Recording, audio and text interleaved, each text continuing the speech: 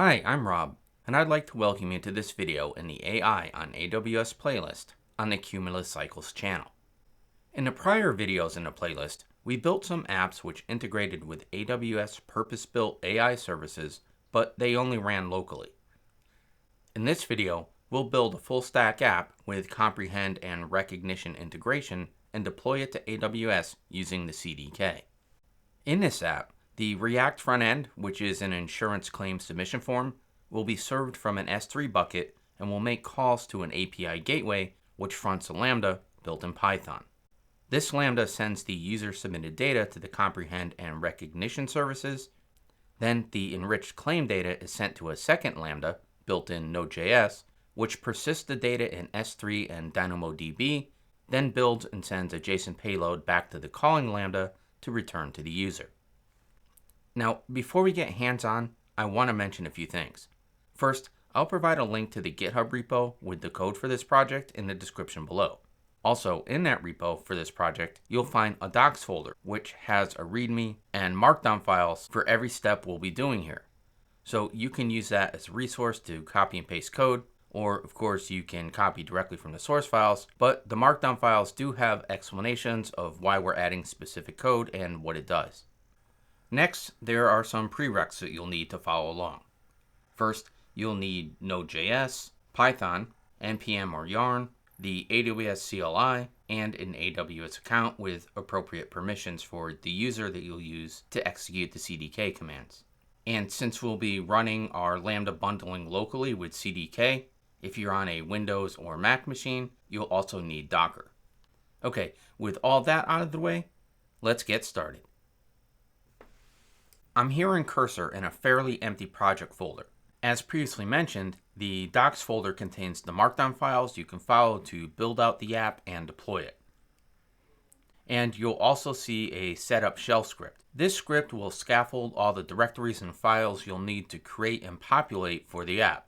You can do these one by one as you walk through the markdown files, or just run this script from the root of the project folder like this. And now you'll see that the folders and files have been created for the project.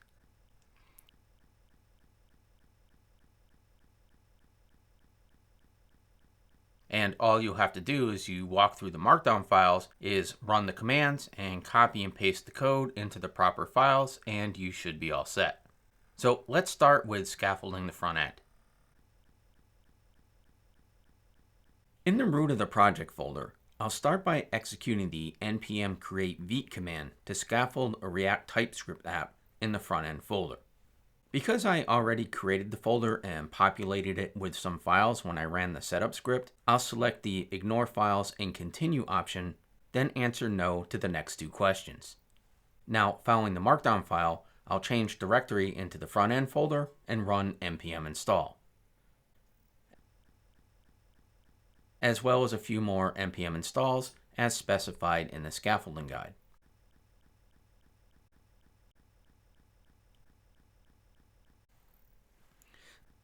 Now, I'll copy-paste the code from the guide into the appropriate files in the front-end folder, and we'll come back and look at this code after we test it.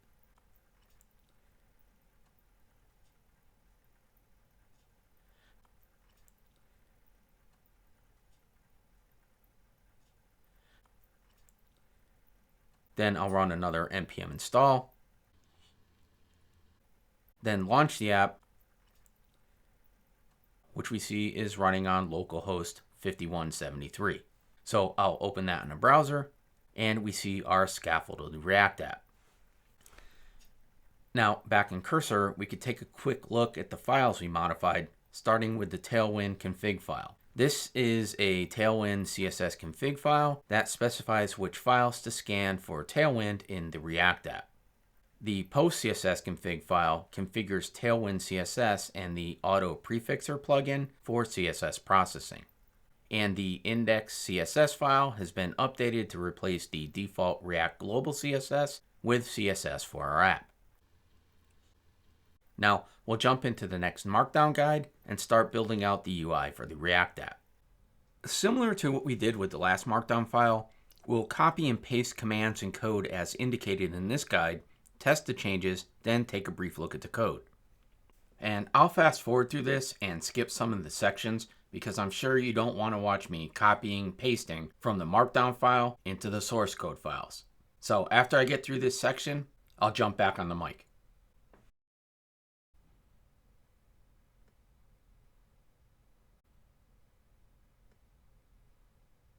Okay, now that all the files have been updated, let's go ahead and launch the app, then jump back in the browser and take a look.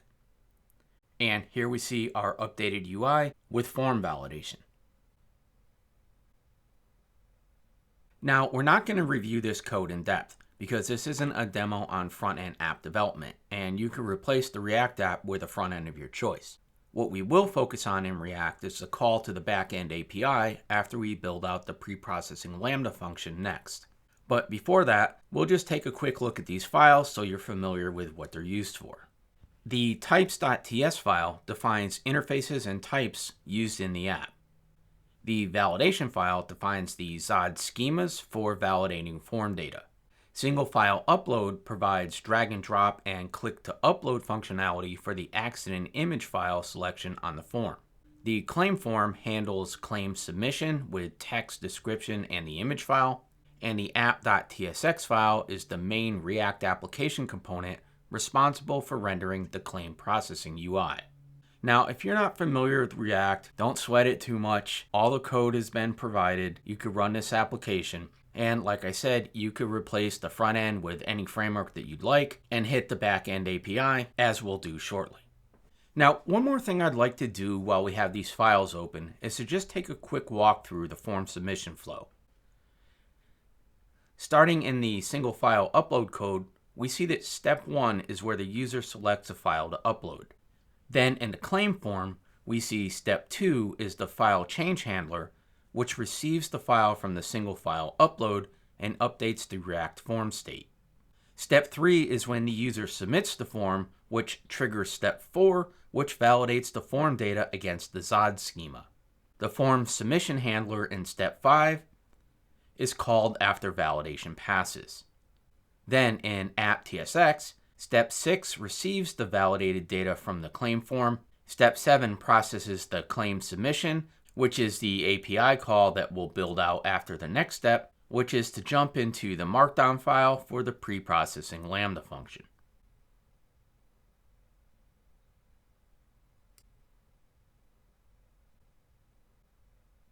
Now, since we're in the pre-processing Lambda build guide, I'll go ahead and close the front end folder and open the Lambda folder. Then we'll start working our way through the guide. First, I'll open a new terminal in the Lambda pre-processing folder, then create a virtual environment. I'm using UV, but feel free to use whatever virtual environment you like. Now I'll activate the VM. Then I'll populate the requirements.txt file with the dependencies we see here. I won't go through all of these, but I'll point out the Fast API and Boto3 libraries, since this is a Fast API backend we're building, which uses AWS Boto3 to call the Comprehend and Rekognition services. Now I'll install the dependencies. I'll populate the .env.local.example and .env.local files. Then copy the code for the config py file and paste it into the source code. The init.py file was created by the setup script, so next I'll populate the comprehend file, the Rekognition file, and the Lambda invoker. Next I'll populate the index.py file and the run local py file. We'll come back and look at this code in a bit, like we did with the UI.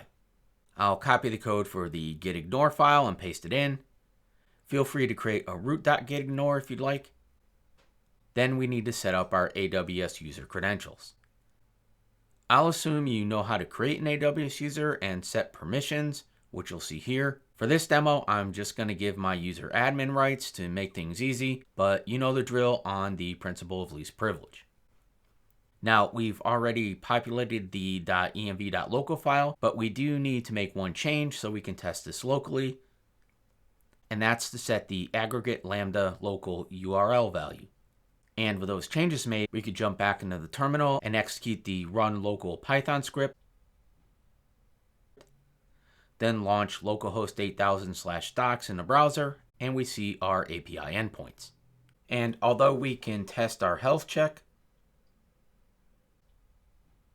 we won't yet make a post to the process claim route because until we implement the aggregate lambda function, we'll get an error back.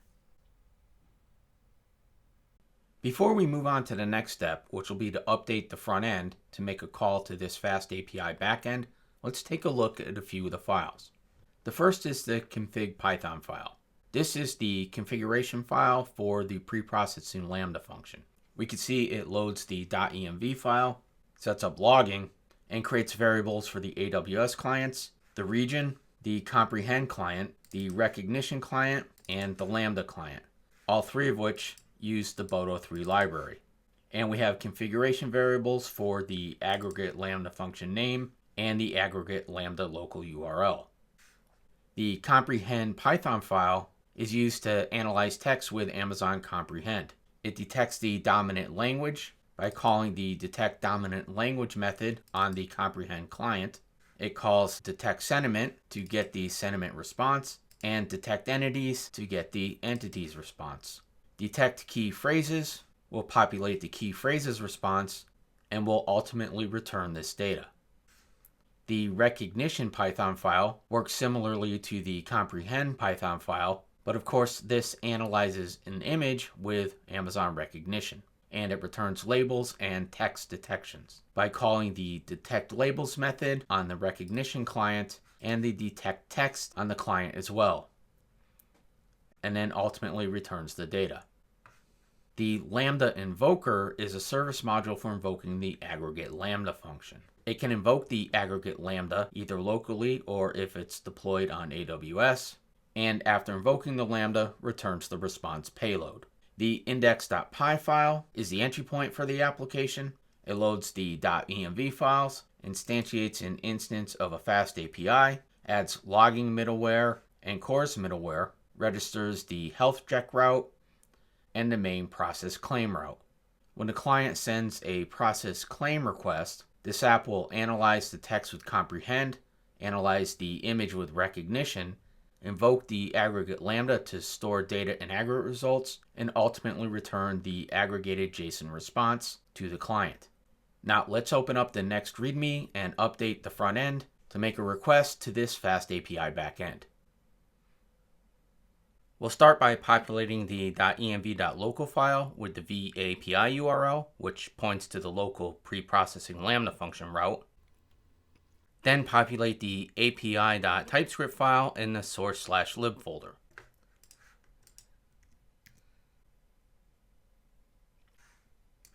Next, we'll update the types.ts file, which already has the claim form data interface.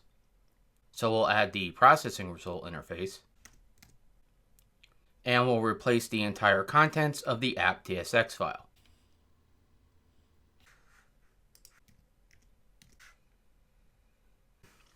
And finally, make sure we add .env.local to the git ignore. Now we could test the integration between the front end and the preprocessing lambda running locally. So to do that, we'll jump back into the terminal in the preprocessing folder and launch the lambda. Then jump back in the front end folder and launch the front end. Now let's go back to the browser, and here we see the docs route for the back end is loaded. And if we refresh the front end and submit a claim, we see the form validations working. Now let's populate it with some data.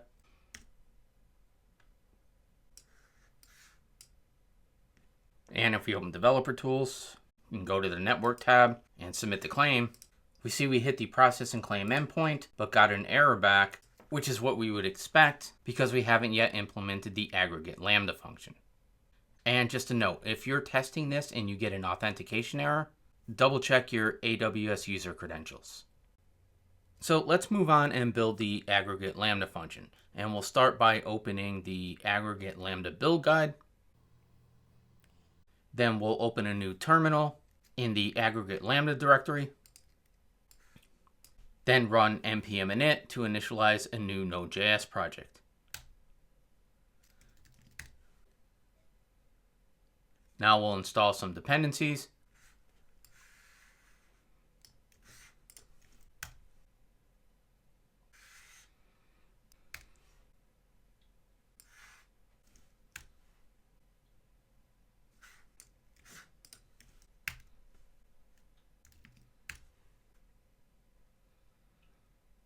And now we can start populating the files. Just work your way through the Markdown guide until you get to step 11, configure AWS credentials, and I'll meet you there.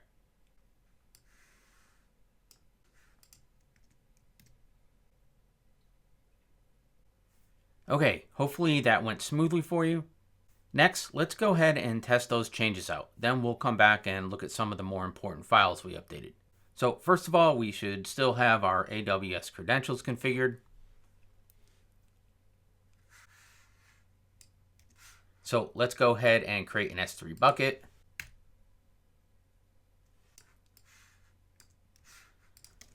And a DynamoDB table. And if we jump into the AWS console, we'll see the bucket's been provisioned, as has the DynamoDB table. Now, back in the terminal, we'll launch the server. And if we hit the docs endpoint on localhost 8001, we see the server's up and running. And we'll double check that the pre-processing Lambda is still working. And then jump into the front end, refresh, repopulate the form, and submit.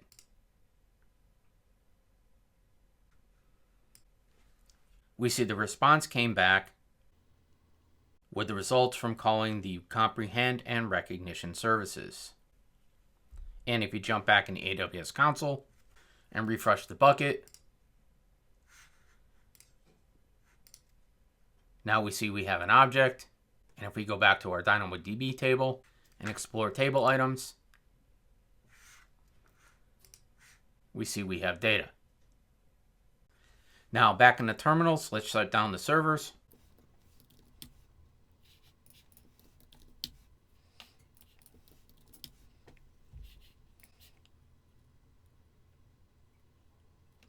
Then we'll empty the S3 bucket, delete the S3 bucket, and delete the DynamoDB table. Now let's take a look at some of the files we updated.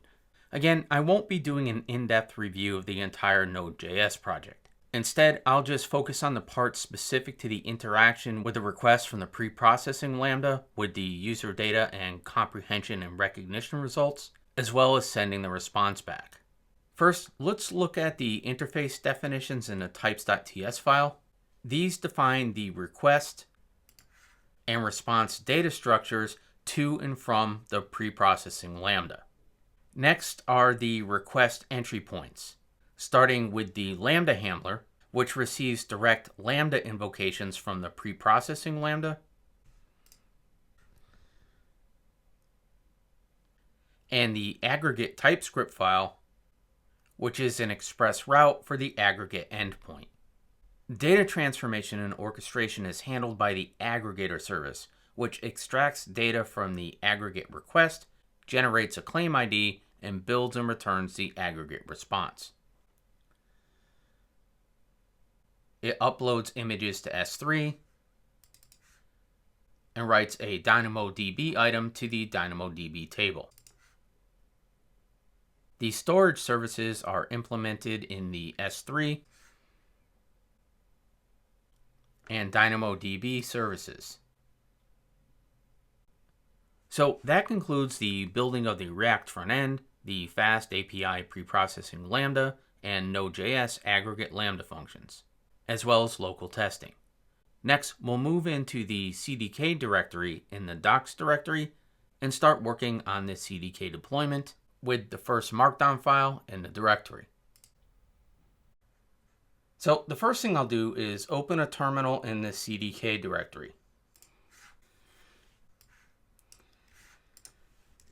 And since I already have the CDK installed, I'll just run the command to check the version. But if you run this command and don't see a version, go ahead and run the npm install command.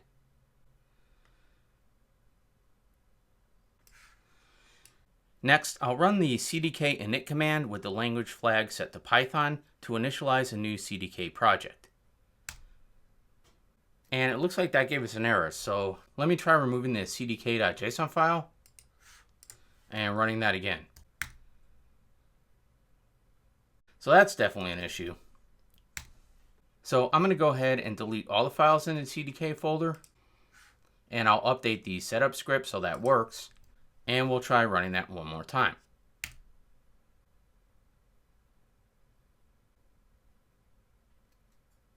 All right, that looks better. So part of the init was to create a virtual environment, so we'll go ahead and activate it, then install the dependencies. Now I just want to jump into the requirements text file and ensure the AWS CDK lib and constructs versions in the requirements file are equal to what we have here. And it looks like we are, so we could go ahead and move to the next step. But if these are different, go ahead and replace them and do another pip install. And because I removed all the directories and files that were created as part of the setup script, we'll have to follow this step by step. So in the CDK folder, I'll go ahead and make a new CDK Lambda bundling folder. Then create a Python bundler py file. Then populate it with the code we see here. And create a Node.js bundler. And populate that code. Now, before we move on to the next Markdown guide, let's take a quick look at the two files we created. These bundler files are helper functions that package Lambda functions for deployment. They create Docker-based bundling configurations so the CDK can build deployment packages that will work in the Lambda runtimes. So when deploying Lambda functions, the CDK must install dependencies using pip or npm, depending on the function, compile the code, so TypeScript to JavaScript and Python bytecode, create a deployment package with the code and dependencies, and ensure that the binaries and dependencies are compatible with the Lambda runtime environment on AWS. The Python bundler we have is used for the Fast API pre-processing Lambda function. It uses the AWS SAM build image to match the Lambda runtime. It installs dependencies from the requirements text file for Linux and copies the Lambda source code to the output package. The Node.js bundler is used for the Node.js TypeScript aggregate Lambda. It also uses the AWS SAM build image matching the Lambda runtime. It runs npm to install the dependencies and npm run build to compile the TypeScript. And it copies the compiled code from the dist folder, node modules, and package.json to the output package. Now let's move on to the next Markdown guide. Again, since I deleted the directories and files I had originally created with the setup script, I'll have to follow this setup step by step. And just to note again that I will have the setup script modified before I push this code, so you won't run into the same issue that I did. But I'm not going to edit this video, as you previously saw, in the event you do run into an issue as well. Okay, let's continue. First, in the terminal in the CDK folder, I'll create a CDK constructs directory and an init.py file, then a storage.py file in the constructs folder for the S3 configuration, and populate the file with the code here. I'll do the same for a database construct for the DynamoDB config, and populate that file, and a construct for the Lambda functions.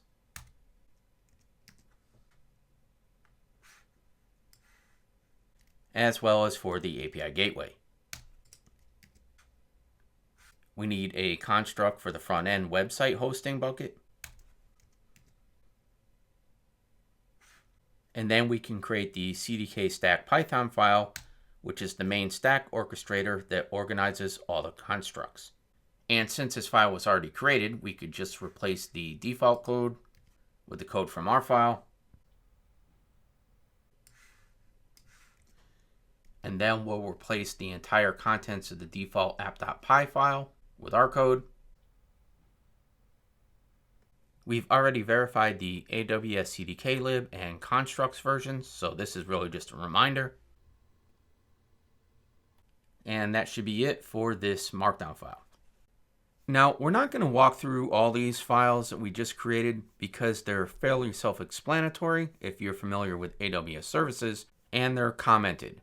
But at a high level, the files in the constructs folder use a modular architecture where each file defines a reusable CloudFormation construct for a specific part of the infrastructure.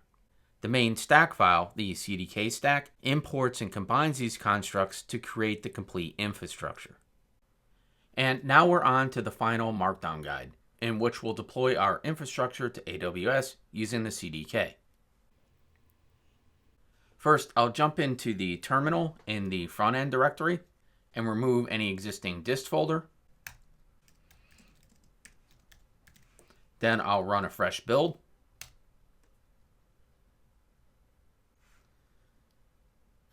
Next, I'll launch Docker. Then in the terminal in the CDK directory, I'll run CDK bootstrap to create the S3 bucket and IAM rules used for the deployment. If you get errors executing this command, verify your AWS user credentials and permissions.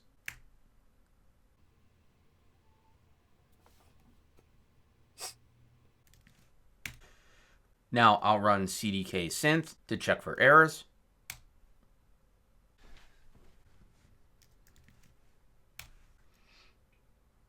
And now I'll do a CDK diff to see the resources that will be deployed.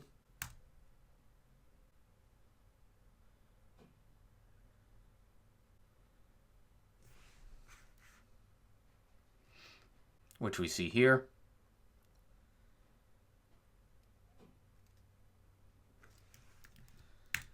And finally, a CDK deploy. I'll go ahead and enter yes to confirm I want to deploy these changes.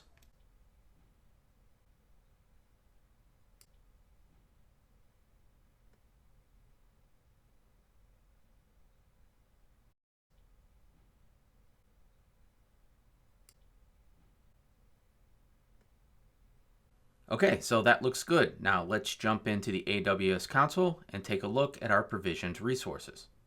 So here we see our two S3 buckets for the front-end website and the uploaded images, our DynamoDB table, which currently has no items, our API gateway, with a route to process claim, our Lambda functions, and our log groups. Now, before we could go ahead and test this in the browser, we need to update the vAPI URL to point to our API gateway in our front-end environment. So in the terminal in our front-end directory, I'll create the .env.production file and add this code. Then jump back into the CDK terminal and grab the API gateway URL, paste it in, and save the file.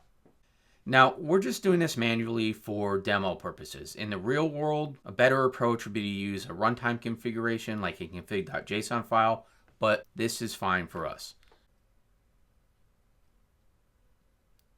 Now, because we made a change, we'll jump back into the terminal in the front end folder, remove the prior distribution, do another build, jump back into the terminal with the CDK, and redeploy.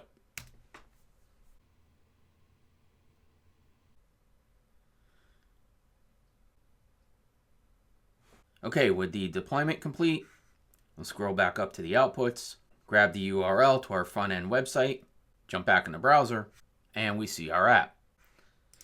Of course, we have our form validation. Now let's go ahead and make an actual request.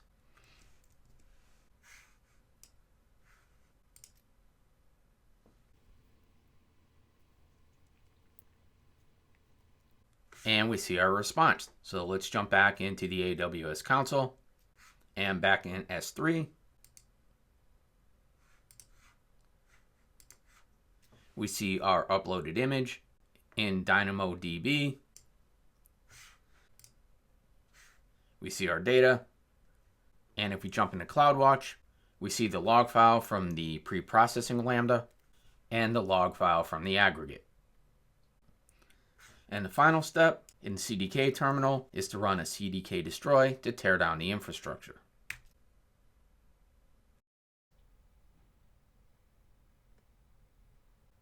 So that concludes this video on building a full stack app with Comprehend and Rekognition integration and deploying it to AWS using the CDK. If you found it interesting, feel free to give it a like.